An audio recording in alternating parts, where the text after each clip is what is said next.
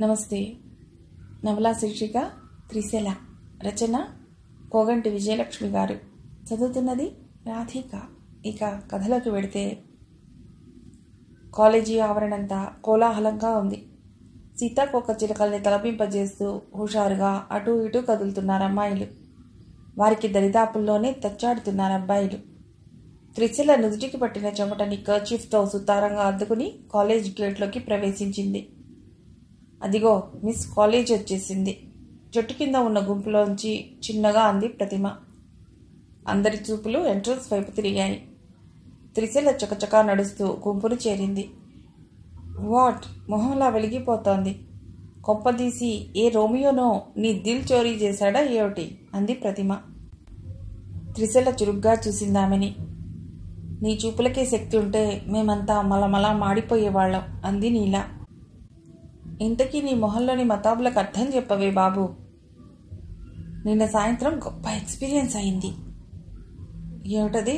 ఏ క్రికెటరో cinema స్టారో తన busy షెడ్యూల్కి break కొట్టి నీ కంపెనీ కోరుకున్నాడా? అబ్బబ్బా, మీ ఆలోచనలో మార్పు ఈ జన్మకు రాదనుకో. దాని సంగతి తర్వాత ఆలోచిద్దాం కానీ ముందు ఆ న్యూస్ ఏమిటో చెప్పవే.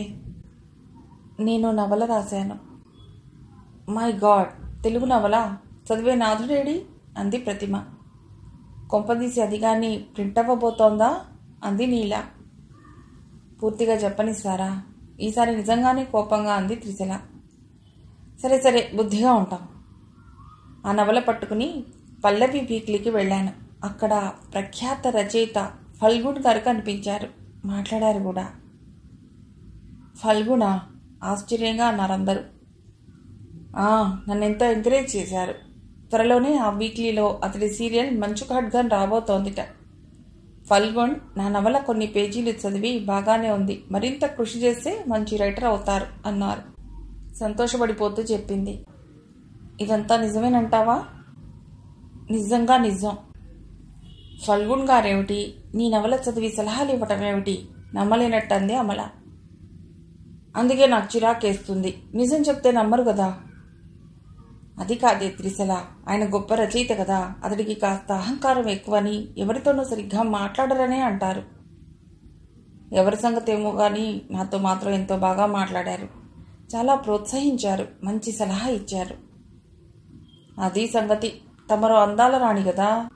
కొంచెంసేపు మాట్లాడుతూ నీ అందాన్ని అతని నయనాలకు కనువిందు చేసుకుని ఉంటాడు. నోరు మూస్తావా? అన్నిటికీ పదార్థాలే. కళాకారులు ఎప్పుడూ బాహ్య సౌందర్యానికి కాకుండా అంతఃసౌందర్యానికి విలువిస్తారు అంది త్రిశల సీరియస్గా. బాబోయ్, డైలాగ్స్ కొట్టద్దు. ఇంతకీ నీ నవల ప్రింటింగ్కి తీసుకున్నారా? ప్రస్తుతానికి లేదు. ముందు ఇతర రచయితల రచనల్ని బాగా చదవమన్నారు. రచయిత కాదలుచుకున్నవారు ముందు మంచి చదువరి కావాలిట. ఆ తర్వాత రాసి తెమ్మన్నారు. చెప్పటం మర్చిపోయాను. నేను వచ్చేస్తుంటే ఫల్గుణ్ ఒక మాట అన్నారు. ఏవని అంది ప్రతిమ. ఐ లవ్ యూ అని అంది నీల. షటప్. పల్లవి వీక్లీలో ఆయన రాయబోయే సీరియల్ పూర్తయ్యేలోగా నా సీరియల్ అనౌన్స్మెంట్ కనిపించాలని, అందుకోసమైనా నేను మంచి రచన చేయాలి అంది పట్టుదలగా. అంటే తన అడుగులో అడుగు వేసి నడవమన్నాడన్నమాట. అయితే తమరి సంవత్సరం పరీక్ష తప్పుతారన్నమాట. అదేంటే అపశకున పక్షి. మంచి రచనలు చేయాలంటే ఇతర రచనలు చదవాలి కదా. నువ్వు ఆ పనిలో ఉంటే ఇక నీ స్టడీస్ ఏం సాగుతాయి? దేని దారి దానిదే. ఆ విషయంలో మీరేం బెంగపెట్టుకోకండి. ఇంతకీ అతడు ఇలా ఉన్నాడే?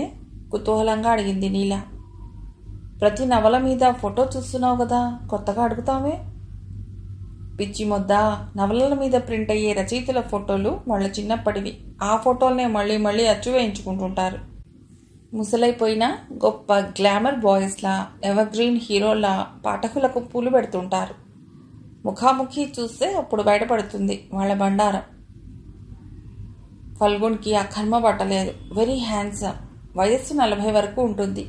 చూస్తే మీ మతులు పోతాయి. అంత హ్యాండ్సమ్గా ఉన్నారు. అయితే తప్పకుండా నీకు పోయే ఉంటుంది. ఏమిటి పోయేది? మతి. నిన్ను అంటూ చెయ్యెత్తింది కొట్టడానికి అన్నట్లు. కాలేజీ గంట గడగడం అంది. అందరూ పొలోమన్నారు.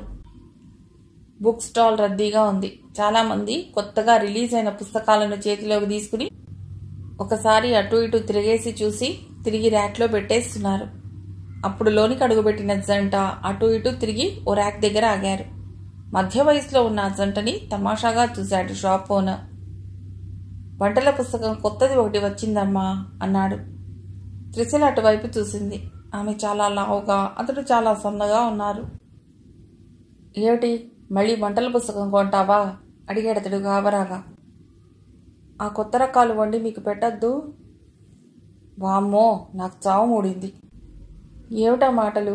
ఎవరైనా వింటే నాకు అసలు వంటలు రావనుకోగలరు. ఎందుకు? నా పర్సనాలిటీ చూస్తే అర్థం కాదు వాళ్ళకి నీ చేతి వంట. చాలే ఊరుకోండి, మీ పుట్టకే అంత. ఆ బుక్ కొనబాకే, కావాలంటే నేనే రోజు వంట చేస్తా దీనంగా అన్నాడతడు. త్రిశల నవ్వాపుకోలేక సతమతమైంది.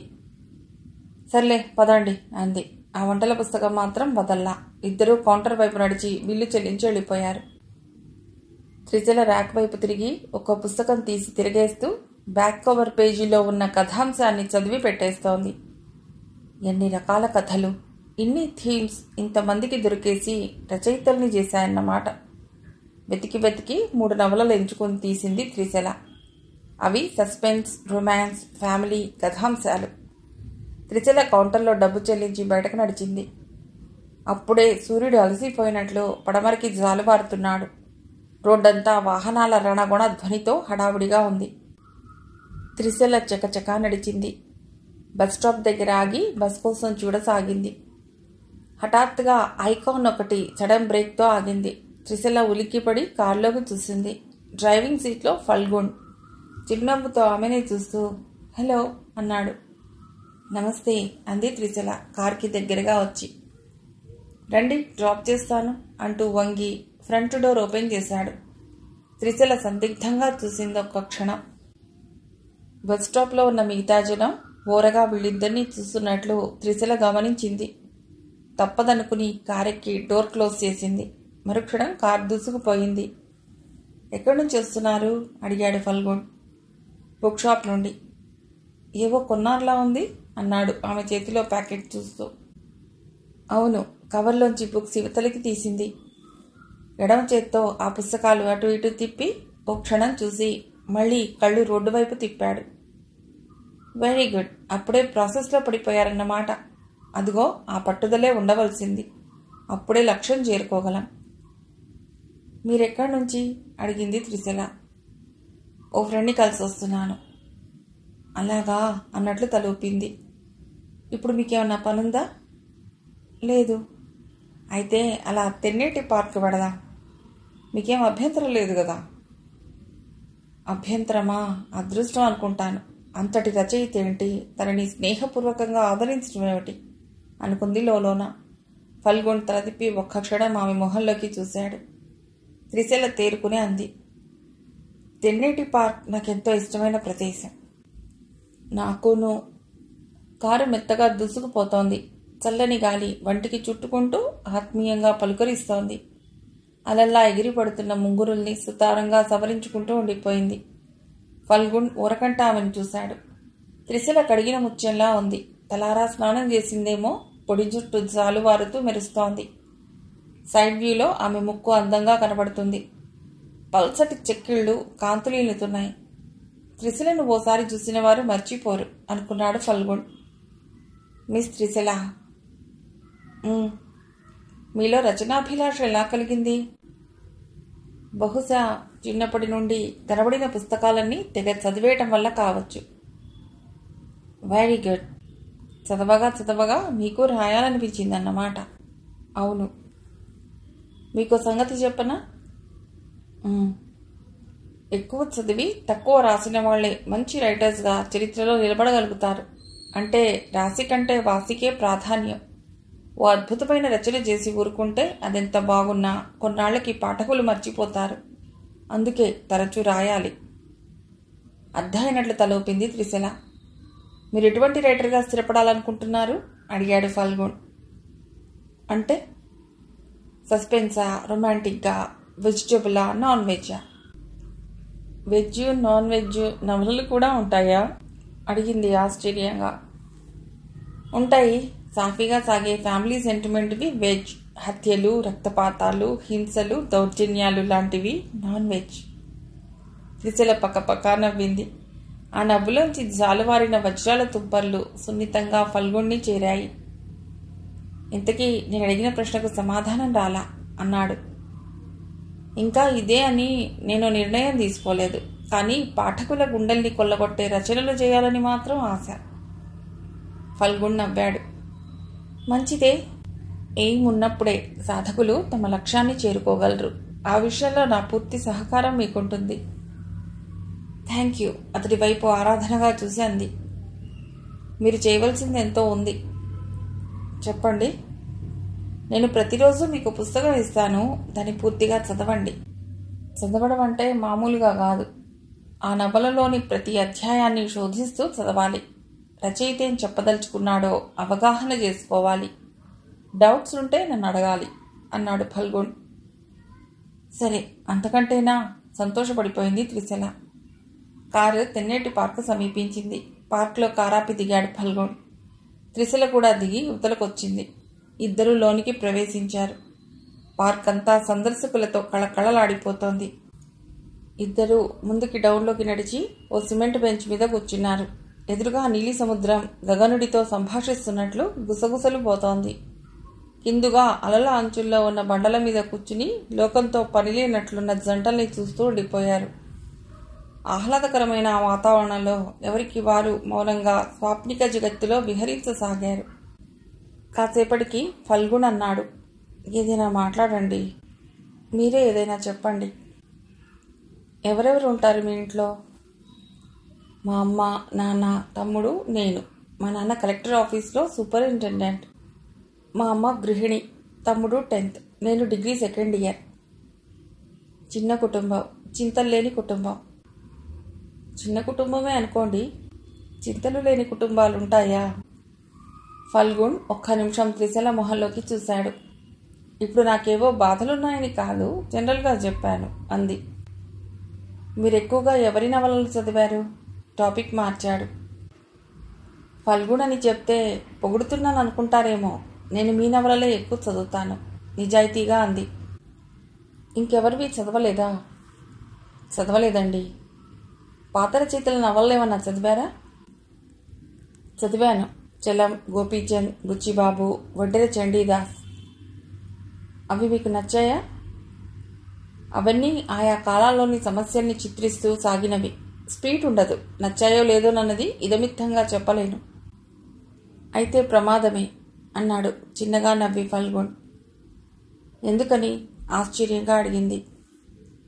ఆ రచనల్లో గొప్ప సైకాలజీ, మానవ సంబంధాలపై చక్కటి విశ్లేషణ ఉంటుంది. అవి చదవటం ప్రతి రచయితకి ఎంతో అవసరం. అయినా అవి మీ మనస్సుకు హత్తుకోకపోవటానికి కారణం మీరింకా మానసికంగా పరిణితి చెందకపోవటం ఒక కారణం. రచయితలనే వాళ్ళు అన్ని రకాల సాహిత్య ప్రక్రియల్ని సృజించవలసిందే అన్నాడు.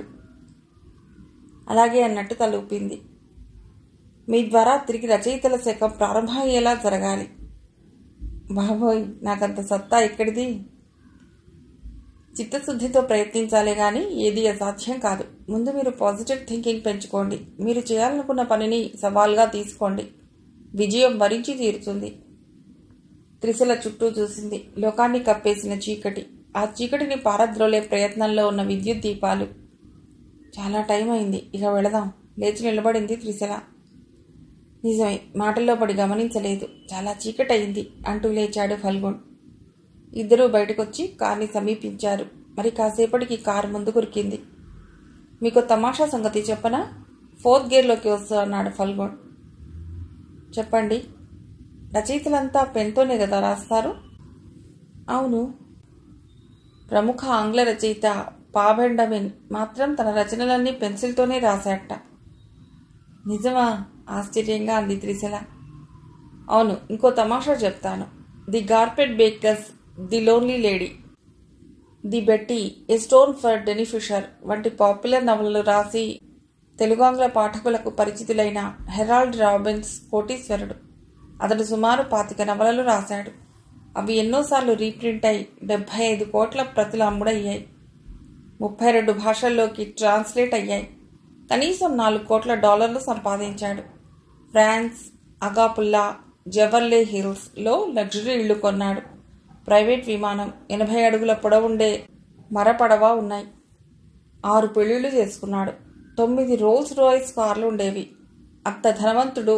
తను మరణించే నాటికి పైసాకి కొరగాక కాలిఫోర్నియాలో రాష్ట్ర ప్రభుత్వ ఖర్చుతో అతడి అంత్యక్రియలు జరిగాయి. ఎందుకలా అయింది? బిత్రపోతూ అడిగింది. బ్యాడ్ హ్యాబిట్స్ వల్ల. త్రిశిల మౌనంగా ఉండిపోయింది. ఇక ప్రముఖ ఆంగ్ల రచయిత జార్జ్ బెర్నార్డ్ షా గొప్ప హాస్యప్రియుడు. జీవితంలో ఎన్నో కష్టాలు పడి పైకొచ్చాడు. మరో ప్రముఖ ఆంగ్ల రచయిత చార్ల్స్ డికెన్స్ తన రచనలను చేసేటప్పుడు ఉత్తరముఖంగా కూర్చుని రాసేవాడు. ఆకాశంలో హేలీ తోకచుక్క కనిపించినప్పుడు జన్మించిన మహారచయిత మార్క్ ట్వైన్ తను మళ్ళీ హేలీ తోకచుక్క కనిపించినప్పుడే చనిపోతానని అనేవాడు. అదే నిజమైంది కూడా. ఫెంటాస్టిక్. ఇంతకంటే విచిత్రమైన విషయం ఇంకొకటి ఉంది. బ్రెజిల్ జేవియా ఒక గొప్ప రచయిత. అతడు పెద్దగా చదువుకోలేదు. అయినా అన్ని రకాల రచనలు చేశాడు. దానికి ఆయన ఇదంతా నా గొప్పతనం కాదు, ఏదో అద్భుత శక్తి నన్ను ఆవహించి రచనలు చేయిస్తుంది అంటాడు. అతని శైలి హంబర్టో డి కాంపోస్ అనే గొప్ప రచయిత శైలిలానే ఉంటుంది. హంబర్టో డి కాంపోస్ అప్పటికే మరణించాడు. దాంతో తన భర్త ఆత్మ జేవియర్ని ఆవహించి రచనలు చేయిస్తుంది. కాబట్టి జేవియర్ ఆదాయం నుండి వాటా కోరుతూ కోర్టుకెక్కింది హంబర్టో డి భార్య. అయితే కోర్టు ఆమె వాదనని కొట్టేసింది. అది వేరే విషయం. మీకు ఇన్ని విషయాలు తెలుసు కనుకే ఇంత గొప్ప రైటర్ అయ్యారు. అతడి వైపు అడ్మైరింగ్గా చూస్తూ అంది త్రిశిల. Because of reading. అక్షరానికి ఉన్న శక్తి అమోఘం. అక్షరాలు పదాలై, పదాలు వాక్యాలై, వాక్యాలు కావ్యాలై ప్రపంచాన్ని మన ముందు ఆవిష్కరింపజేస్తాయి. ప్రపంచ జ్ఞానాన్ని అందించేవి పుస్తకాలే. వెనుకటి తరాల చరిత్రని, వర్తమాన జీవిత పోకడలని, ఆఖరికి భవిష్యత్ నడకని సాహిత్యం మనకు అందించగలదు. అందుకే ప్రతి ఒక్కరూ పఠనాశక్తిని పెంచుకోవాలి. ఇక్కడ ఆపండి. ఫల్గున్ బ్రేక్ వేశాడు. మీ ఇల్లు ఎక్కడ? ఇదిగో ఈ సందులో 3వ ఇల్లు అంటూ కిందికి దిగింది. రేపు సాయంత్రం 5 గంటలకు సీతమ్మధార బస్ స్టాప్లో వెయిట్ చేయండి. మీకోసం ఓ మంచి నవల తెస్తాను. అలాగే. సీయు. ముందుకు దూసుకుపోయాడు. చిన్నగా అడుగులేస్తూ ఇంటివైపు నడిచింది త్రిశిల. లోపలికి అడుగు పెట్టేసరికి వంటింటిలోంచి పెద్దగా మాటలు వినిపిస్తున్నాయి. ఆ కంఠం వింటూనే కామాక్షత్త వచ్చిందిలా ఉంది అనుకుంటూ వంటింట్లోకి నడిచింది. ఏమే కోడలి పిల్ల, బాగున్నావా? బాగున్నాను అత్తయ్య. ఎప్పుడొచ్చావు? సాయంత్రం నువ్వు అలా వెళ్ళావట, నేను ఇలా వచ్చాను. అలాగా. అవును, తమరెక్కడి నుంచి రాక? ఓ ఫ్రెండ్ ఇంటికి వెళ్ళి వస్తున్నాను అంది నెమ్మదిగా. చీకటయిందాక ఫ్రెండ్స్ ఇళ్ళకి తిరగటం వయసులో ఉన్న ఆడపిల్లలకు అంత మంచిది కాదు. అలవాటు మానుకో. రోజులు కూడా బాలేవు. రవి కూడా ఇంకా ఇంటికి రాలేదు. ఇంత పొద్దుపోయే వరకు ఏమి రాజకార్యాలు ఉంటాయి మీకు? అయినా మిమ్మల్ని లాభం లేదు. మీ నాన్న మాత్రం వేళకి ఇంటికి వస్తాడా? ఏం పెద్దవాళ్ళ అలవాట్లే పిల్లలకి వస్తాయి. వాడు రాని చెప్తా. సర్లే అత్తయ్య, ఏమిటి విశేషాలు? ఏముంటాయమ్మా, బైరాగి దాన్ని. పిల్లా పీచు ఉన్నారా? ఏం ఉన్న పొలం అంతా నేనే చూసుకోవాలి. పాతకాలం దాన్ని. ఇల్లు పొలం తప్ప ఇంకేం తెలియని దాన్ని. విశేషాలు ఏమైనా ఉంటే నువ్వే చెప్పు. ఇక్కడంతా రొటీన్. లేవటం, తయారై పరుగులు పెట్టడం, ఎవరి పనులు వాళ్ళు చూసుకోవటం, తినటం, పడుకోవటం. నువ్వు ఈ మధ్య కథలు రాస్తున్నావుటగా? ఎవరు చెప్పారు? మీ అమ్మ. అవును అంది త్రిశిల. ఏ పత్రికలోనైనా పడ్డాయా? పడలేదు ఇంకా. అయినా నేను రాసేవి కథలు కాదు, నవలలు. అమ్మో, నవలలే? కానీ అవి అచ్చవ్వాలంటే కష్టమేనే. తెలిసిన వాళ్ళ ద్వారా పెడితేనే పడతాయని అంటారు కదా అంది కామాక్షమ్మ. ఎవరు చెప్పారు? ఎప్పుడో విజయవాడలో మన ఇంటికి ఎదురుగా ప్రకాశం అనే కుర్రవాడు ఉండేవాడు. అతడు ఎన్ని కథలు రాసినా వచ్చేసేవట. దాంతో రాయటం మానేశాడు. నిజంగా మనం బాగా రాయగలిగితే తప్పకుండా అచ్చవుతాయి. బాగా రాయటం రాక, మిడిమిడి జ్ఞానంతో కృషి చేయక అలా అంటుంటారు చాలామంది. సిఫార్సులతో రచనలు అచ్చు వేస్తే ఇక వాటిని చదివేవారు ఉండరు. పత్రిక మూసుకోవలసిందే. మరి నీవేమన్నా అచ్చయ్యాయా? లేదు, లోపాలుండి అచ్చు కాలేదు. లోపాలున్నాయనుకున్నప్పుడు పంపడం ఎందుకు? మన లోపాలు మనకు ముందే తెలుస్తాయా? తెలిసిన వాళ్ళు చెప్పాక ఆ లోపాల్ని సవరించుకుని మళ్ళీ మళ్ళీ ప్రయత్నించాలి. అంతేగాని 1-2 రచనలు చేసి అవి అచ్చవ్వలేదని పత్రికల వాళ్ళని తిట్టుకుంటూ కూర్చుంటే ఎప్పటికీ రచయితలం కాలేం. ఇప్పుడు పుంఖాలుగా రాస్తున్న వాళ్ళందరి రచనలు కూడా ఒకప్పుడు తిరిగొచ్చినవే. పట్టుదల వదలకుండా ప్రయత్నించారు కాబట్టి వాళ్ళిప్పుడు పెద్ద రైటర్స్ అయ్యారు. నేను ఆ బాటలోనే నడుస్తాను. ఏం నడుస్తావో ఏమో, చదువు పాడవకుండా చూసుకో, అది ముఖ్యం. అలాగేలే. హలో అత్తయ్య, ఎప్పుడొచ్చావు? రవి వస్తూనే పలుకరించాడు. సాయంత్రం. అవును, నీకిప్పటికీ ఇల్లు గుర్తొచ్చిందా? స్కూల్ అయిపోగానే క్రికెట్ ప్రాక్టీస్, ఆ తర్వాత ట్యూషన్, అందుకే లేట్ అయ్యాను. క్రికెట్ ఆడుతున్నావా? జాగ్రత్తరా నాయన, దెబ్బలు తగులుతాయి. అయినా ఇప్పటి నుంచే నీకు ఆటలు ఎందుకు? పెద్దయ్యాక ఆడుకోవచ్చుగా. పెద్దయ్యాక అంటూ పక్కా నవ్వాడు. నేను ఇప్పటికే చాలా లేట్ అయ్యాను. సచిన్, బ్రియన్ లారాల్ అయితే 5 ఏళ్ల వయసు నుండే ప్రాక్టీస్ మొదలెట్టారు. వాళ్ళెవరు? ఓహ్, నీకు తెలీదు కదూ. ప్రస్తుతం వాళ్లే క్రికెట్లో గొప్ప ఛాంపియన్లు. నాకు వాళ్ళంత అవ్వాలని కోరిక. బాగుంది. మీ అక్కేమో పెద్ద రచయిత్రి కావాలని, నువ్వేమో గొప్ప ఆటగాడివి కావాలని కోరుకుంటున్నారన్నమాట. కానివ్వండి, చివరికి ఏం జరుగుతుందో ఎవరు చెప్పొచ్చారు? వంట అయ్యింది వదినా, మీరు భోంచేస్తారా? పెందరాళ్ళే తినటం అలవాటు కదా అంది సువర్చల. వాడు కూడా రాని, అందరూ కలిసే తిందాం. మీ ఇష్టం. అత్తయ్య, నేను స్నానం చేసి వస్తాను, నువ్వు టీవీ చూడు, మంచి సీరియల్ వస్తుంది. బాత్రూమ్ వైపు నడిచింది త్రిశల. రవి టీవీ ఆన్ చేశాడు. కొన్ని ప్రకటనల తర్వాత స్టార్ట్ అయింది సీరియల్. కామాక్షమ్మ పూర్తిగా అందులో నిమగ్నం అయింది. స్నానం చేసి నైటీ ధరించి వచ్చి మేనత్త పక్కన కూర్చుంది త్రిశల. సీరియల్లోని హీరోయిన్ పడుతున్న కష్టాల్ని చూస్తూ కళ్ళనీళ్లు పెట్టుకుంటుంది కామాక్షమ్మ. త్రిశల నవ్వుకుంది. అత్తయ్య మాట కటువు గాని మనస్సు మెత్తనిది. సీరియల్ అయిపోయినా కామాక్షమ్మ చాలాసేపు తేరుకోలేకపోయింది. ఏడత్తయ్య, మరీ సెన్సిటివ్గా. అది నిజం కాదు, కల్పితానికి అలా అయిపోతేలా? చిన్నపిల్లవి, నీకేం తెలుసు? ఆ సీరియల్లోని అమ్మాయిలాగే నాకు తెలిసిన ఒక పిల్ల కూడా సినిమా హీరోయిన్ అవుదాం అనుకుని చివరకు బతుకు నాశనం చేసుకుంది. ఈ కథలు, సీరియల్స్ ఎక్కడి నుంచో పుట్టుకురావు, నిజ జీవితంలో జరిగినవే. అవి చూసే వీటిని నిర్మిస్తారు. ఇంతకీ ఎవరా అమ్మాయి? నువ్వు సెలవుల్లో మన ఊరొచ్చినప్పుడల్లా మన వీధి చివర్లో షణ్ముఖం గారింటికి వెళ్లేదానివి, గుర్తుందా? అవును. వాళ్ళ పెద్దమ్మాయి బృంద. బృంద చాలా అందంగా ఉండేది కదూ? అవును, ఒకసారి మన పొలాల్లో షూటింగ్ అయింది. వారం రోజులు ఉన్నారు వాళ్ళంతా. షూటింగ్ చూడటానికి జనం విరగబడేవారు. బృంద కూడా వెళ్ళింది. ఆమె అందాన్ని చూసి సినిమా వాళ్ళు గుడ్లప్పగించేవారు. అందులో ఒకడు బృందతో పరిచయం చేసుకుని అవి ఇవి మాట్లాడి చివరకు ఆమెని హీరోయిన్ చేస్తానని నమ్మించాడు. అది నిజమేనని నమ్మింది. షూటింగ్ జరిగినన్నాళ్ళు క్రమం తప్పకుండా వెళ్లేది. వారం రోజులు షూటింగ్ పూర్తి చేసుకుని అందరూ వెళ్ళిపోయారు. బృంద ఇంట్లో వాళ్లకు చెప్పకుండా వాళ్లతో వెళ్ళిపోయింది. ఆమె కోసం వాళ్ళ నాన్న, బంధువులు మద్రాస్, హైదరాబాద్ అంతా వెతికారు. కానీ లాభం లేకపోయింది. ఆ అవమానం భరించలేక తండ్రి మంచం పట్టి చనిపోయాడు. 6 నెలలయ్యాక బృంద తిరిగొచ్చింది. మనిషి గుర్తుపట్టలేని విధంగా మారిపోయింది. అందమంతా పోయి రంగు వెలిసిన బొమ్మలా ఉంది. ఇంట్లో వాళ్ళందరి నిరాదరణ తట్టుకోలేక చివరికి ఆత్మహత్య చేసుకుంది. ఆ బృంద చనిపోయిందా?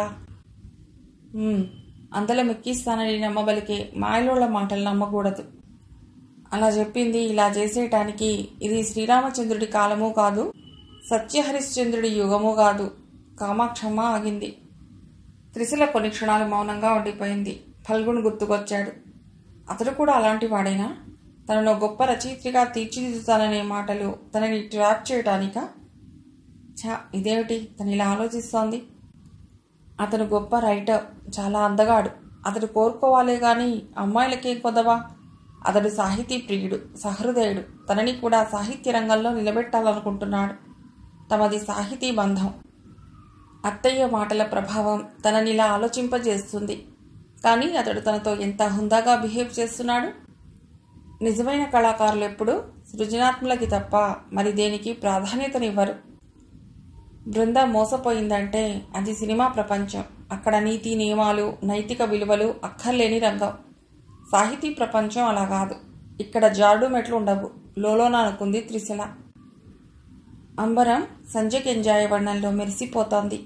ఆహారాన్వేషణ పూర్తయినట్లు పక్షులు గుంపులు గుంపులుగా సాగిపోతున్నాయి. Seethammadhara bus stop. జనం ఆట్టే లేరు. త్రిశల ఓ మూల నిల్చుంది.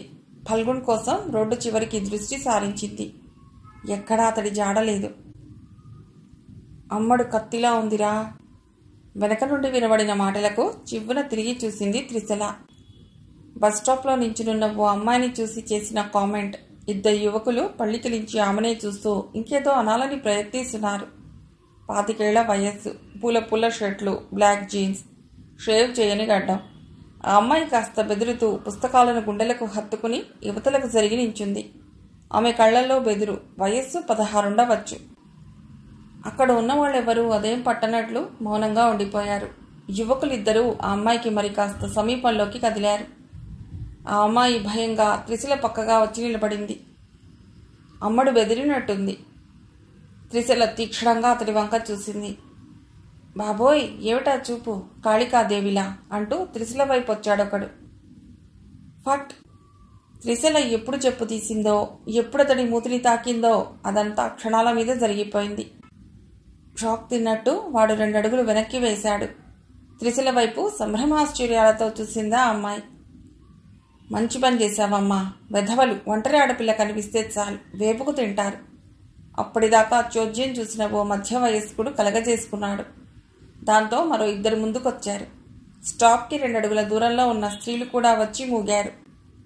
అల్లరి వెధవలు ఏటో జారుకున్నారు. మంచి పని చేశావు. నీలాగే ఆడపిల్లలంతా ఉంటే పోకిరీల ఆటలు చెల్లవు. ఆడపిల్లల్లో ఈ చైతన్యమే సమాజాన్ని మారుస్తుంది. ఆడది అవల కాదని నిరూపించావు. ప్లీజ్, పొగడ్తలు ఆపండి. ఇంతమంది ఉండి ఒక్క ఆడపిల్లని అల్లరి పెడుతుంటే వినోదంగా చూసారే గాని ఒక్కరైనా ఆడ కానీ మగ కానీ కల్పించుకుని వాళ్ళకి బుద్ధి చెప్పారా? లేదే. ధైర్యం చాలేదా? లేకపోతే మనకి సంబంధించిన విషయం కాదని మిన్నకుండిపోయారా? ఇటువంటి వాటిని అడ్డుకోకపోతే చివరికి నష్టపోయేదెవరు? ఈరోజు ఈ అమ్మాయి అయింది, రేపు మీ కూతురో చెల్లెలో భార్యో కూడా. ఇప్పటి పరిస్థితిలో పడితే ఆవేశంగా అంది త్రిశల. అందరూ మౌనంగా చూశారు. చాలా థ్యాంక్స్ అండి. నాలా భయపడుతూ కూర్చుంటే లాభం లేదు.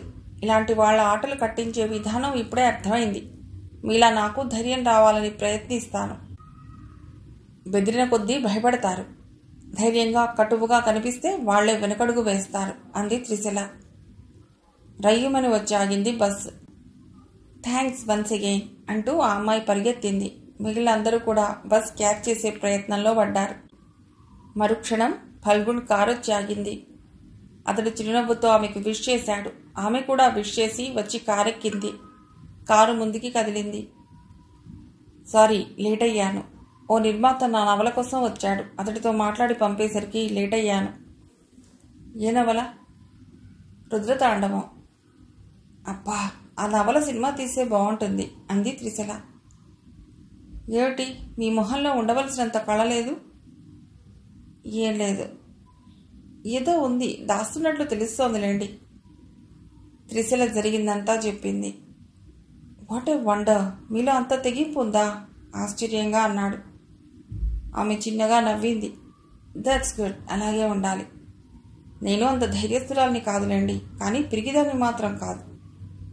కానీ ఇప్పుడు మీరు చేసిన దాన్ని పూర్తిగా అభినందిస్తున్నాను. థ్యాంక్స్.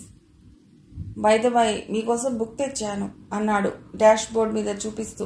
త్రిశల తీసుకుని చూసింది. అది సీతారాణి రాసిన జీవితం నవల. ఇది చాలా చక్కటి నవల. మనుషుల మధ్య అనుబంధాలు, ఆ అనుబంధాల్ని విచ్ఛిన్నం చేసే డబ్బుల గారడి చాలా విశ్లేషణాత్మకంగా రాసింది సీతారాణి. అందులోని పాత్రలన్నీ అద్భుతంగా మలచబడ్డాయి. సంభాషణలు రమ్యంగా ఉన్నాయి. నవల చదువుతున్నట్లు ఉండదు. సంఘటనలు మన కళ్ళ ముందే జరుగుతున్నట్లు ఉంటాయి. ముందు మీరు చదవండి, తర్వాత డిస్కస్ చేద్దాం. అలాగే. మీకు టైం ఉంటే కాసేపు బీచ్లో కూర్చుందాం. అలాగే. ఎదురుగా వస్తున్న వాహనాలను చాకచక్యంగా తప్పిస్తూ ముందుకు పోతున్నాడు ఫల్గుణ్. బస్టాప్లో జరిగిన గొడవ తాలూకు చిరాకు మాయమైంది ఫల్గుణ్ సాంగత్యంలో. త్రిశల పుస్తకం తిరిగేస్తూ అక్కడక్కడా చదువుతూ ఉండిపోయింది. హలో మిస్, సాగర తీరం వచ్చేసింది, దిగుదామా? త్రిశల ఉలిక్కిపడి తలపైకెత్తింది. బీచి వచ్చేశామన్నమాట. వెంటనే పుస్తకం మూసి డోర్ తీసింది. ఫల్గుణ్ కూడా దిగి లాక్ చేసి ముందుకు నడిచాడు. త్రిశల అనుసరించింది. వాతావరణం మనుష్యుల్ని ఆహ్లాదపరుస్తుంది. ఫల్గుణ్ దూరంగా చూస్తూ మౌనంగా ఉండిపోయాడు. అతడిని డిస్టర్బ్ చేయకూడదని త్రిశల కూడా చుట్టూ చూస్తుండిపోయింది. కాసేపటికి ఫల్గుణ్ ఈ లోకంలోకి వచ్చాడు. సారీ, ఏదో ఆలోచనలో పడిపోయాను. పర్వాలేదు, కొత్త థీమ్ దొరికే ఉంటుంది. ఫల్గుణ్ నవ్వాడు. అసలు నవల ఎత్తుగడ ఎలా ఉండాలి, ఎలా నడిపించాలి? ముందుగా ఒక చిన్న ప్రశ్న, నవరసాలు ఏమిటో చెప్పండి. శృంగారం, వీర, కరుణ, అద్భుత, హాస్య, భీభత్స, భయానక, రౌద్ర, శాంత. రైట్, ఈ నవరసాల్లో కొన్నింటిని పోషించగలం. శృంగారం, భయానకం, భీభత్సం, హాస్యం. ఈ రసాలన్నీ నవలల్లో బాగా పోషించగలం. మిగతావి వీటిని అనుసరించి ఉండగలవే గాని మెయిన్ పాయింట్గా నిలవలేవు. త్రిశల శ్రద్ధగా వింటోంది. ఇకపోతే మొదటి 4 పేజీల్లో పాఠకుల్ని కట్టిపడేసే ట్విస్ట్ పెట్టి పాఠకుడికి నవలని వదిలిపెట్టలేనంత ఇంట్రెస్ట్ కలిగించాలి. పాఠకుడు మన గ్రిప్లోకి రావాలంటే ప్రారంభాన్ని క్లుప్తంగా మలచాలి. నవల రాయాలంటే ఇంత సెట్టింగ్ తెలియాలా? మై గాడ్, అంది త్రిశల. మనం గదిలో ఒంటరిగా కూర్చుని పేపర్ల మీద రాసే విషయాన్ని దేశం నలుమూలలా ఉన్న కొన్ని వేల మంది చదువుతారు. అన్ని వేల బుర్రలు దీని గురించి ఆలోచిస్తాయి. అది గుర్తుంచుకోవలసిన విషయం. ఇప్పుడు ఎక్కువగా ప్రేమ చుట్టూరా రచనలు వస్తున్నాయి. అవును మరి, అది రాయటం తేలిక, హాస్యరసం కష్టమైంది. అంతకంటే కష్టమైంది సస్పెన్స్. హాస్యం పండించాలన్నా, సస్పెన్స్ బిగి చివరి వరకు లాగాలన్నా రచయిత కసరత్తు చేయవలసిందే. కానీ అవి చదివితే ఎంతో థ్రిల్లింగ్గా మరీ మరీ చదవాలనిపించే ఒక మత్తులా అనిపిస్తుంది, అంది త్రిశల. పాఠకుడికి అలా అనిపించిందంటే రచయిత సక్సెస్ అయినట్టే. అవును సుమ, అన్నట్లు తలూపింది త్రిశల. ఇకపోతే నవల ప్రారంభం ఒక సంఘటనతో గాని డైలాగ్తో గాని ప్రారంభిస్తే ఇంట్రెస్టింగ్గా ఉంటుంది. మనం రాసే సబ్జెక్ట్ని బట్టి దాన్ని ప్రతిబింబిస్తూ ప్రారంభించాలి. అంటే సైంటిఫిక్ నవల రాయాలనుకోండి, అప్పుడు ప్రారంభం దాన్ని సూచించేలా సంఘటన రాస్తూ ప్రారంభించాలి. స్టార్టింగ్ ఎప్పుడు కథలోకి దూసుకుపోయేలా ఉండాలి. సంభాషణలు క్లియర్గా ఉండాలి. త్రిశల అర్థం అయ్యి కానట్టుగా చూసింది. అంటే నవలకి ఎత్తుగడ ఒక రకంగా ఉండి కథ మరో రకంలో ఉంటే రచన ఫెయిల్ అవుతుంది. ఫర్ ఎగ్జాంపుల్, ప్రేమతో నవల ప్రారంభించి పేదల పాటలన్నీ వర్ణిస్తూ పోతే ఎలా ఉంటుంది? త్రిశల పకాలన నవ్వింది. ఇకపోతే టైటిల్ చదవగానే కథ అర్థమైపోయేలా కాకుండా పాఠకుడి దృష్టిని ఆకర్షించేలా ఉండాలి. అంటే ఒక ప్రేమ జంట చివరకు విడిపోయే నవల రాసి దానికి ఎడబాటు అనే టైటిల్ పెడితే చప్పగా ఉంటుంది. చివర ఏమవుతుందో ముందే అర్థమైపోతే థ్రిల్ ఉండదు. అవునవును, నవల ప్రారంభంలోనే ఎక్కువ పాత్రల్ని పెట్టుకోకూడదు, కన్ఫ్యూజ్గా ఉంటుంది. సస్పెన్స్ థ్రిల్లర్ రాసేటప్పుడు ఎక్కువ ట్విస్ట్లు ఉండాలి. హాస్యం రాసేటప్పుడు సంభాషణలు వెకిలిగా లేకుండా చూసుకోవాలి. రొమాన్స్ రాసేటప్పుడు చిలిపిదనం భావుకతలపై ఉండాలి.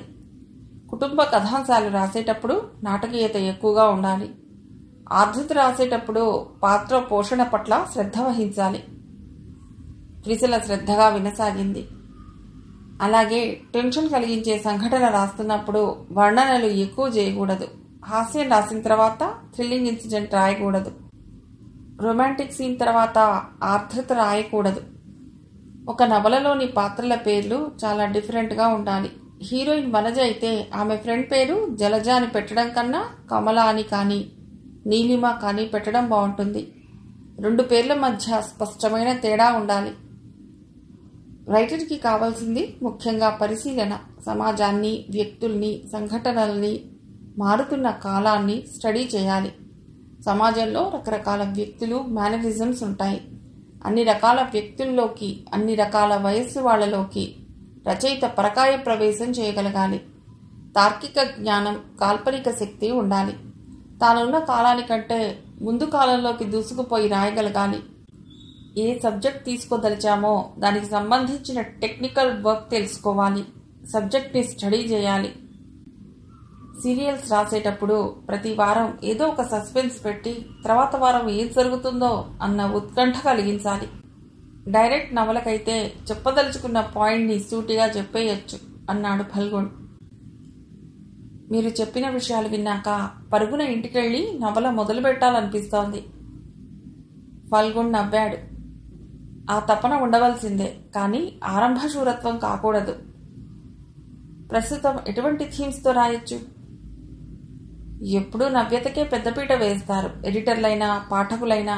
ఏదైనా కొత్త సబ్జెక్ట్ తీసుకుని రాయండి. ఎప్పుడూ కొత్త సబ్జెక్ట్స్ ఎక్కడ దొరుకుతాయండి? ఎందుకు దొరకవు? కనిపెట్టే కళ్ళుండాలి గాని. ఇప్పటికే అన్ని రకాల సబ్జెక్ట్స్ రాసేశారు. ఎన్ని రాసినా సమాజం మారుతున్నప్పుడు సమస్యల స్వరూపాలు మారుతాయి, కొత్త విషయాలు ఆవిష్కృతం అవుతాయి. ప్రస్తుతం ఏం రాయొచ్చు చెప్పండి?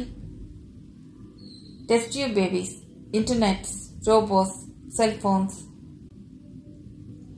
అర్థమైంది అంది మెరిసే కళ్ళతో. డౌట్స్ అడగండి. నవల ఎన్ని పేజీలు ఉండాలి? 200 ఉండొచ్చు, ఆ పైన పోయి 50 వరకు. అలాగా? అంత ఎలా రాస్తారబ్బా?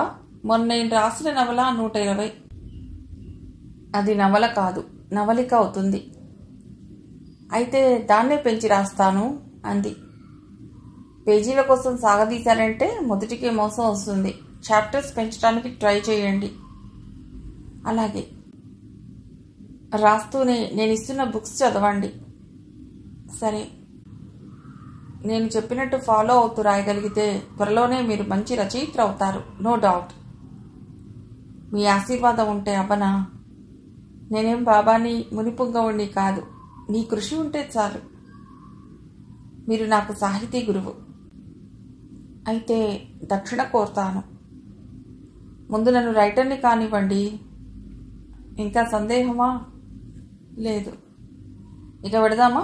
చీకటి అవుతుంది అంటూ లేచాడు ఫల్గుణ్. త్రిశల కూడా లేచి నిలబడింది. ఇప్పుడు నేను ఇచ్చిన నవల రేపటికి చదివేయగలరు కదా? ముందు కడిగేస్తూ అన్నాడు ఫల్గుణ్. అయితే రేపు దీని గురించి డిస్కస్ చేద్దాం. ఈరోజులాగే బస్ స్టాప్లో వెయిట్ చేయండి. అలాగే. ఇద్దరూ వచ్చి కారెక్కారు. ఆకాశం అంతా మబ్బులు కమ్మి భాస్కరుడి జాడ కానరావటం లేదు. వాతావరణం చల్లగా ఉంది. త్రిశల కాలేజీకి చేరుకునేసరికి ఇంకా ఎక్కువ మంది రాలేదు. అక్కడక్కడ కొద్దిమంది కనిపిస్తున్నారు. త్రిశల ఓ చెట్టు కిందికి చేరి నిలబడింది. రాత్రి చదివిన జీవితం నవల గురించి ఆలోచిస్తోంది. ఫల్గుణ్ చెప్పినట్టే ఎంతో ఉదాత్తంగా ఉంది. ప్రేమాభిమానాలకు నిలయమైన ఈ కుటుంబాన్ని డబ్బెలా తలవుదారి పట్టించిందో హృదయంగా మనసుకు హత్తుకునేలా చిత్రించింది రచయిత్రి. నా జీవితకాలంలో ఇటువంటివి రాయగలనా అనుకుంది లోలోన. వెంటనే ఫల్గుణ్ గుర్తొచ్చాడు. ఎంత మంచివాడో, తనను రచయిత్రిగా నిలబెట్టాలని శ్రమ తీసుకుంటున్నాడు. ఈ రోజుల్లో కూడా ఇటువంటి మనుషులుంటారా? కొంచెం పైకి వస్తున్నారంటే ఓర్వలేనివారు, మోకాలడ్డం పెట్టేవాళ్లు ఉంటారు. ఫల్గుణ్ లాంటి నిజాయితీ పరులు అరుదు. అటువంటి వ్యక్తిని అహంభావి అని, గర్విష్టి అని అనటానికి ఈ జనాలకి మనసెలా ఒప్పింది? తనని గురుదక్షిణ అడిగాడు. తానేమి ఇవ్వగలదు? ఆమెకి తెలియకుండానే ఎర్రని లేలేత పెదవులు చురుగా విచ్చుకున్నాయి. హలో మిస్ కాలేజ్ గారు, మీలో మీరే నవ్వుకుంటున్నారేమిటి? కథ ఎప్పుడొచ్చిందో నీల పక్కనే కూర్చుంటూ అడిగింది. ఉలిక్కిపడి తిరిగి చూసింది త్రిశల. మీ రైటర్ గారు ఏమంటున్నారు? ఏమంటారు? నిశ్శబ్దంగా ఒకరెదురుగా ఒకరు కూర్చుని మౌన సందేశాలు పంపుకుంటున్నారా? రాయటంలో మెళకువలు చెప్పారు ఆయన. రొమాంటిక్ నవలలు రాయటంలోనా? నీ బుర్రలో ఎప్పుడు ప్రేమలు, రొమాన్సే తిరుగుతాయి. ఫల్గుణ్ అన్ని రకాల నవలల గురించి వివరంగా బోధించారు. నాకు డౌటే. షటప్, కోపంగా చెయ్యెత్తింది త్రిశల. తగ్గు ఏమిటి అపరకాళి అవతారం? ఉమ అప్పుడే వస్తూ అడిగింది. ఒక్కొక్కరుగా బ్యాచ్ చేరిపోయారు. ఏమిటే చెట్టు కింద ఫైటింగ్ మొదలెట్టారు? అంది సృజన. త్రిశల ఫల్గుణ్ చేసే బోధనలు వినిపిస్తోంది. అదృష్టవంతురాలు అంది కమల. అంత జలసి ఎందుకు? నువ్వు ఒక రచయితను పట్టుకుని శిష్యరికం చేసి పాఠాలు నేర్చుకోవచ్చుగా అంది నీరజ. దాని మొహం, దానికంత ధైర్యం ఎక్కడిది? మగాళ్ళకి ఆమెడ దూరాన్ని ఉంటుంది. ఏ? దాని అందాన్ని కొరుకు తింటారని? అందరూ పక్కపక్క నవ్వేశారు. అప్పుడే అటుగా పడుతున్న అబ్బాయిల గుంపు టక్కుమన ఆగిపోయింది. ఒరేయ్, వీళ్ళకెంత ధైర్యం, మనల్ని చూసి నవ్వుతారా? ముకుంద్ అన్నాడు. గుంపంతా అమ్మాయిల్ని చూశారు. వాళ్ళదేమీ పట్టించుకోకుండా ఏదో మాట్లాడుకుంటూ మళ్లీ నవ్వసాగారు. డామెట్, వీళ్ళకి మనమంటే బొత్తిగా భయం లేదు, భక్తి లేదు. ఆ నవ్వులు చూడు అన్నాడు కసిగా ముకుంద్. వీళ్ళకి పాఠం నేర్పాలి గురు. అగ్నికి ఆజ్యం పోశాడు రమేష్. చా, వాళ్ళేదో వాళ్ళ లోకంలో వాళ్ళున్నారు, మనం ఎందుకు కల్పించుకోవటం? అయితే మాత్రం మన ట్రూప్ వస్తుంటే మిగతా వాళ్ళంతా అలర్ట్ అయి వందనంగా తప్పుకోరు.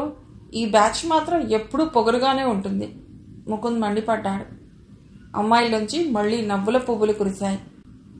ఆ నవ్వుల కోసమే నేను కలలు కన్నాను, ఆ నడకల కోసమే నేను కాచుకున్నాను. శ్రీనివాస్ రాగయుక్తంగా పాడాడు. చట్మని అమ్మాయిల తలలన్నీ ఇటు తిరిగాయి. అమ్మాయి సన్నగా అరనవ్వే నవ్వగా. త్రిశల ఏదో సమాధానం చెప్పబోయింది. ఊరుకోవే బాబు, వాళ్ళసలే రౌడీ మూక, డేంజరస్ ఫెలోస్. మనం వెళ్ళిపోదాం పదండి. నీరజ వారించి అందరినీ తీసుకెళ్ళిపోయింది. ఆ త్రిశలకి ఎంత పొగరో చూసారా? దానికి హెడ్ వెయిట్ ఎక్కువే. ఐ విల్ సీ అన్నాడు ముకుంద్ పళ్ళు కొరుకుతూ. గడగడమంటూ మోగింది బెల్. అందరూ క్లాస్ రూమ్ వైపు నడిచారు. రూమ్ బయట నోటీస్ బోర్డులో ఉన్న మ్యాటర్ చదువుతున్న అబ్బాయిల గుంపును దూరాన్నుండే చూసిన ఉమ అంది. ఏదో వార్త ఎదురు చూస్తోంది మన కోసం. రండి రండి. వడివడిగా నడిచారు. నోటీస్ బోర్డు చూడగానే అందరూ వెనుదిరిగారు. ఈరోజు ఇంగ్లీష్ లెక్చరర్ లేట్ కాబట్టి 1 గంట మనకు విశ్రాంతి. ఈ టైంలో ఏం చేద్దాం అంది నీలా. ముందు మన స్థావరానికి చేరుకుందాం అంటూ గబగబా నడిచి చెట్టు కిందికి చేరుకున్నారు. పచ్చని పచ్చికపై ఆ చెట్టు నీడలో విశ్రాంతిగా కూర్చున్నారందరూ. క్లాస్లో అబ్బాయిలు కూడా తలో చోట దూరంగా గ్రూపులుగా కూర్చుని బాతాఖానీ మొదలెట్టారు. పరీక్షలు దగ్గర పడుతున్నాయి, సరిగ్గా చదవలేకపోతున్నా అంది త్రిశల. అవును, మరి వ్యాపకాలు ఎక్కువైపోయాయి, కొత్త స్నేహాలు వచ్చాయి, కొత్త ఆలోచనలు పుట్టుకొస్తున్నాయి అంది నీరజ. పోతే పోయిందిలే పరీక్ష అనిపిస్తోంది. దేనిదాని దానిదే, రెంటినీ సాధిస్తాను అన్నావుగా. అనుకుంది గాని చేయలేకపోయింది అంది కమల. చదువు మేధా సంపత్తికి గాని సంస్కారానికి గాని కొలమానం కాదని మన పూర్వీకుల నుండే రుజువైంది. అందుకని అత్యవసర మార్కులతో పాస్ అయితే చాలనుకుంటున్నావా అంది నీలా. ఎస్, నాకు అసలు చదువు మీద ఇంట్రెస్ట్ లేదు. రచన నా ప్రాణం. ప్రకృతిలో లీనమై పరవశిస్తూ గొప్ప కావ్యాలు రాసి ఈ సొసైటీకి ప్రెజెంట్ చేయాలనేది నా కోరిక అంది త్రిశల. ఏది ఏమైనా కనీసం డిగ్రీ చేయాలి కదే. ఏ డిగ్రీలు లేని వాళ్ళు మేధావుల్లో ఎంతమంది ఉన్నారో చెప్పనా? చెప్పు పోని. ప్రపంచ ప్రసిద్ధిగాంచిన రచయిత, కవి ఆలివర్ గోల్డ్స్మిత్ ఎంత గొప్పవాడు. అయితే చిన్నప్పుడు మాత్రం ఆయన చదువులో బాగా వెనకబడి ఉండేవాట. వాళ్ళ టీచర్స్ అతన్ని ఓరి బుద్ధిహీనుడా అని పిలిచేవారట. ఎవరు చెప్పారు తల్లి? చరిత్ర చెప్తోంది. అలాగా? అంతేకాదు, ఆలివర్ గోల్డ్స్మిత్ డాక్టర్గా కూడా ప్రసిద్ధికి ఎక్కాడు. అతడి వైద్య చరిత్ర తిరిగేస్తే ఈనాటి డాక్టర్లు సిగ్గుపడవలసిన విషయాలు ఎన్నో ఉన్నాయి అంది త్రిశల. ఒక్కటంటే ఒక్కటి చెప్పు శాంపిల్గా అంది ఉమా. ఆ రోజు ఆదివారం అయినా ఆలివర్ గోల్డ్స్మిత్ క్లినిక్కు సెలవు లేదు. రచయితగా, కవిగా, డాక్టర్గా కూడా విశ్రాంతి తిరగని ఓ నిరంతర శ్రామికుడు. ఆ రోజు ఒక బక్క చిక్కిన, సాక్షాత్తు అస్థిపంజరంలా కనిపిస్తూ ఎముకల గూడు లాంటి ఓ 40 ఏళ్ల పేషెంట్ గోల్డ్స్మిత్ దగ్గరకు వచ్చాడు. ఎంతో నీరసంగా తుల్లుతూ ఉన్నాడు. ఏమైనా ఆహారం తీసుకున్నావా అడిగాడు గోల్డ్స్మిత్. లేదు అన్నాడు రోగి. నిన్ను టెస్ట్ చేయాలంటే, నీ వ్యాధి తెలుసుకోవాలంటే ముందుగా నువ్వేదైనా తినాలి అంటూ ఆ పేషెంట్కి టిఫిన్, పాలు, పళ్ళు తెచ్చి ఇచ్చాడు గోల్డ్స్మిత్. రోగితో కొసరి తినిపించాడు దగ్గరుండి. ఆ తర్వాత పరీక్షలు జరిపాడు. పూర్తయ్యాక డాక్టర్ లోనికెళ్ళి కాసేపట్లో తిరిగి వస్తూనే ఓ సీలు వేసిన సీసా తెచ్చి ఇచ్చాడు. ఇందులో మందు ఉంది, ఎలా వాడాలో కూడా రాసి చీటీ కూడా అందులోనే ఉంచాను, పట్టుకెళ్ళి వాడు అన్నాడు. మరి మందులకి, నేను తిన్న తిండికి, మీ ఫీజులకి ఎంత డబ్బు కట్టాలి అని అడిగాడు పేషెంట్ భయపడుతూ. అంతా ఒకేసారి తీసుకుంటాలే. సార్, నేను నిరుపేదను, కొంచెం కన్సెషన్ ఇప్పిస్తారా దీనంగా అడిగాడు. పర్వాలేదు, నువ్వు ఇంటికెళ్ళి నేను ఇచ్చిన మందులు వాడు, అది అయిపోగానే మళ్ళీ రా, తిరిగి మందిస్తాను, మిగతా విషయాలన్నీ తర్వాత చూసుకుందాం అని ధైర్యం చెప్పి పంపించాడు. పేషెంట్ ఇంటికి వెళ్ళి సీసా మూత తీసి చూశాడు. అందులో మందు లేదు, దాని నిండా చిల్లర డబ్బు, కొన్ని కరెన్సీ నోట్లు కూడా పెట్టి ఉన్నాయి. దాంతోపాటు ఓ స్లిప్ ఉంది, అది తీసి చూశాడు పేషెంట్. అందులో, పిచ్చివాడా, నీకే జబ్బు లేదు, నిత్య దరిద్రమే నీ వ్యాధి, అస్థిపంజరంలా ఉన్నావు, ఈ డబ్బుతో పళ్ళు, పాలు, రొట్టెలు, జామ్స్ కొనుక్కుని తిను, మందు అంటే మనీ, అయిపోగానే మళ్ళీ రా అని రాసుందిట. అది చదివిన పేషెంట్ హృదయం ద్రవించిందిట. అన్నీ కొనుక్కుని తిని నెల రోజుల్లో మామూలు మనిషి అయ్యాడు.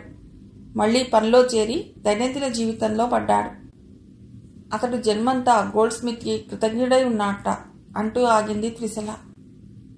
సైమల్టేనియస్గా అతడి గురించి మరో చరిత్ర ఉంది, అది నే చెప్తా అంది ఉమా. అందరి తలలు అటుకేసి తిరిగాయి. కుతూహలంగా చూశారు. గోల్డ్ స్మిత్ అప్పుల్లో పుట్టి, అప్పుల్లో పెరిగి, అప్పుల్లో జీవించి, అప్పుల్లోనే మరణించాడంటారు. Is it? ఎస్. అంత ప్రఖ్యాతుడు, మేధావి అయిన గోల్డ్ స్మిత్ అలా ఎందుకయ్యాడు? అదే చెప్పబోతున్నా. అతడు ఎంతో పేరున్న రచయిత, కవి. అయినా పబ్లిషర్స్ అతడికి సరిగ్గా డబ్బు ఇచ్చేవారు కాదు. అడిగి రాయించుకుపోయేవారే కానీ రెమ్యునరేషన్ ఇచ్చేవారు కాదు.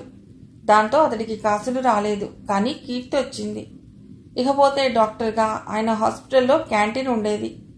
పేషెంట్లందరికీ ముందుగా టిఫిన్లు, పాలు ఇప్పించేవాడు. దీనికోసం అప్పులు చేయవలసి వచ్చేది. ధనవంతులైన పేషెంట్స్ ఎవరైనా డబ్బిస్తే తీసుకునేవాడు, లేకపోతే లేదు.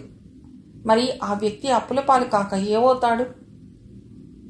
అది గొప్పతనం అంటారా కాదా అంది త్రిశల. తనకు మాలిన ధర్మం మొదలు చెడ్డ బేరం అన్నారు పెద్దలు. ముందు తన బాగోగులు, కష్ట నష్టాలు ఆలోచించుకుని ఆ తర్వాత ఏదైనా. ఇలాంటివన్నీ చెప్పటానికి, వినటానికి బాగుంటాయి. ఆచరణలోకి వస్తే తన మీద ఆధారపడ్డ కుటుంబం, భార్యా పిల్లల్ని కరువు పెట్టి అప్పులు చేసి సేవకు దిగటం అంటే ఈ రోజుల్లో ఎందుకు కొరగానితనంగా, తెలివి తక్కువతనంగా అనిపిస్తుంది. నిజమే, కాలం మారింది. కానీ రచయితల్లో ఒక ప్రత్యేకమైన అద్భుత శక్తి ఉంటుందేమో అనిపిస్తుంది. ఫేమస్ ఇంగ్లీష్ రచయిత హెచ్.జి. వెల్స్కి దూరదృష్టి, దివ్యదృష్టి లాంటివి ఉన్నాయేమో అనిపిస్తుంది. డెఫినెట్లీ రచయితలు మనోనేత్రంతో అన్నీ చూడగానే భవిష్యత్తు చెప్పగలరని ఎన్నోసార్లు ప్రూవ్ అయింది. ఎక్కడో ఆంగ్ల రచయితల గురించి కాసేపు ఆపుదా. మన తెలుగులో ప్రముఖ రచయిత చలం రచనలు చదివితే ఈ రోజున మనమందరం ఆశ్చర్యపోతాం. చలం 100 ఏళ్ల నాటి రచయిత. ఆ కాలంలో సంఘ నియమాలు, కట్టుబాట్లు, స్త్రీల స్థితిగతులు చాలా భయంకరంగా ఉండేవి. ఆ రోజుల్లో రచయిత చలం సంఘంలోని కుళ్ళు ప్రక్షాళన కావాలని, స్త్రీల పరిస్థితులు మారాలని, వారికి పూర్తి స్వేచ్ఛ ఉండాలని, వివాహ స్వేచ్ఛ ఉండాలని, సరిపడని భర్త నుండి విముక్తి అవ్వాలని, స్వేచ్ఛ ఉండాలని తన రచనల నిండా రాశారు. అతడి రాతలకు ఆనాటి సమాజం ఆయన్ను వెలివేసింది. ఆడవాళ్లని, సమాజాన్ని, కట్టుబాట్లని పాడు చేస్తున్నాడని నింద వేసి అతడు ఊళ్ళో ఉండటానికి చోటు ఇవ్వలేదు. రూమ్ అద్దెకిచ్చేవారు లేక చలం ఊరు బయటన ఓ కాలువ ఒడ్డున ఓ చిన్న ఇల్లు నిర్మించుకుని అందులో కూర్చునే ఈ సమాజం ఇలా మారితే బాగుంటుందని రాసేవారట. ఇప్పుడు చూస్తే నిజంగానే చలం కోరిన సమాజంలో మనమున్నాం. అయితే అతడు భవిష్యత్తు చెప్పాడా, లేక అతడి రచనలకు ప్రభావితమై కాలక్రమంలో సంఘం మారిందా అడిగింది కమల. భవిష్యత్తు చెప్పాడని నమ్ముతాను నేను. ఏదైతేనే అతడి కలల లోకంలో ఈనాడు మనం స్వేచ్ఛగా విహరిస్తున్నాం అంది త్రిశల. అవును, హెచ్.జి. వేల్స్ కూడా భవిష్యత్తులో రానున్న అనేక శాస్త్రీయ విషయాలు ఒక వక్తలా జోస్యం చెప్పాడు. అతని ఊహ అంతటి ఘనమైనది. ఆకాశయానం, చంద్రలోక యాత్ర, గ్రహాంతర యాత్రలు, యాంత్రిక ప్రాణులు అంటే రోబో, ఇలాంటివన్నీ తన రచనల్లో పొందుపరిచాడు. ఫెంటాస్టిక్! ఎలా రాయగలిగాడంటావు? అంది ఆశ్చర్యపోతూ. అదే రచయితల గొప్పతనం. వారి మనోనేత్రంతో భవిష్యత్తుని చూడగలరుట. టైం మెషిన్ అనే నవలలో వెల్స్ భూత భవిష్యత్ కాలాల్లోకి ప్రయాణించడం ఎలా సాధ్యమో ఆ ప్రయాణం కోసం ఒక సైంటిస్ట్ ఒక యంత్రాన్ని ఎలా సృష్టించాడో కథలా చెప్తాడు. ఆ నవలలో ప్రత్యేకత ఏమిటంటే రీడర్స్కి వెల్స్ చెప్పే విషయం ఏది ఫ్యాంటసీ అనిపించదు. అలా పగడ్బందీగా కథ చెప్పటం, పాఠకులను తనతో పాటు అన్ని లోకాలకు తిప్పుకురావటం వెల్స్ ప్రత్యేకత. నేను చదవలేదా నవల అంది ఉమా. తప్పకుండా చదువు. మొదలు పెడితే చివరిదాకా వదలకుండా ఏకబిగిన చదివిస్తుంది. అతడు రాసిన నవలల్లో అన్ని రకాలు ఉన్నాయి. సాంఘిక, రాజకీయాలు, ఫ్యామిలీ సెంటిమెంట్స్ వంటి నవలలు కూడా ఉన్నాయి. కానీ ఫ్యాంటసీ నవలలకు వచ్చిన పాపులారిటీ మిగతా వాటికి రాలేదు. The invisible man, one bungee లాంటి నవలలు అతడికి కీర్తి ప్రతిష్టలు తెచ్చిపెట్టాయి. ఇప్పుడు వస్తున్న సైంటిఫిక్ మిస్టరీ నవలలకు ఆద్యుడు వేల్స్. అసలు రైటర్స్కున్న అవగాహన, పరిశీలనా శక్తి, ఇమాజినేషన్ వేరెవరికి ఉండదేమో. ఇక హెచ్జి వేల్స్ జీవిత చరిత్ర చూస్తే అతడు ఒక పేద కుటుంబంలో పుట్టాడు. అతడి తండ్రికి లండన్లో పింగాణీ పాత్రలు అమ్మే షాప్ ఉండేది. ఆ షాపు కింద సొరంగం లాంటి ఇంట్లో వేల్స్ ఉండేవాడు. ఆ ఇంట్లో రాత్రింబవళ్ళు చీకటే. ఒక చిన్న కిటికీలోంచి మాత్రం కాస్త వెలుతురు వస్తుండేది.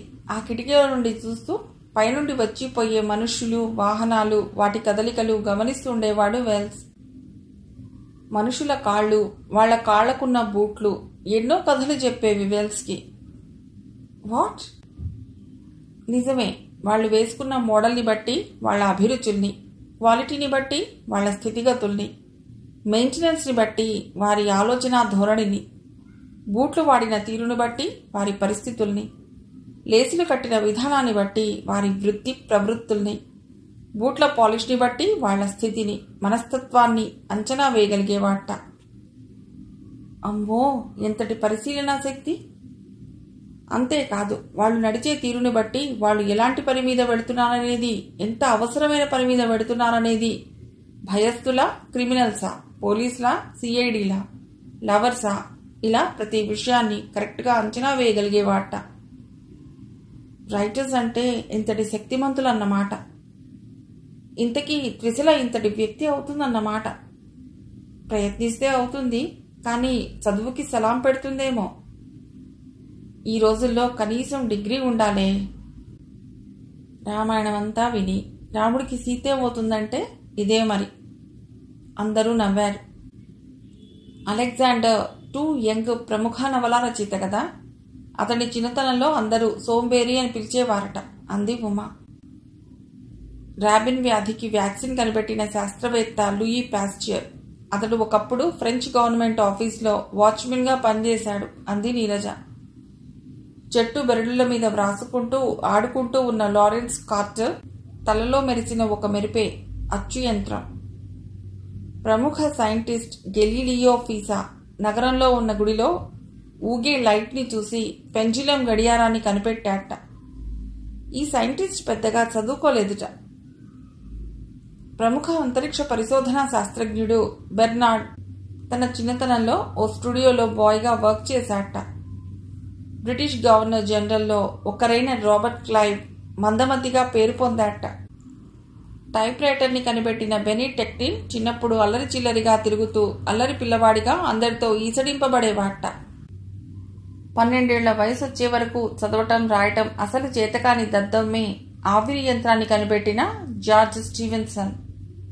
కాబట్టి గొప్పవారు కావాలంటే అతి సులువైన మార్గం ఏమిటంటే క్లాసులు ఎగ్గొట్టి కబుర్లు ఆడుకుంటూ కాలక్షేపం చేయాలి. ఇంట్లోనూ కాలేజ్లోనూ అందరి చేత యూజ్లెస్ అనిపించుకోవాలి. అప్పుడు తప్పకుండా గొప్పవాళ్ళం అవుతాం. ఏడ్చినట్లుంది. చదివేస్తే ఉన్నమతి పోయిందిట. అయినా అవన్నీ మేధావులు చేయాలి, మనం కాదు. మేధావులు అలా చేశారని కాదు, అలా చేస్తే మేధావులు అవుతారని.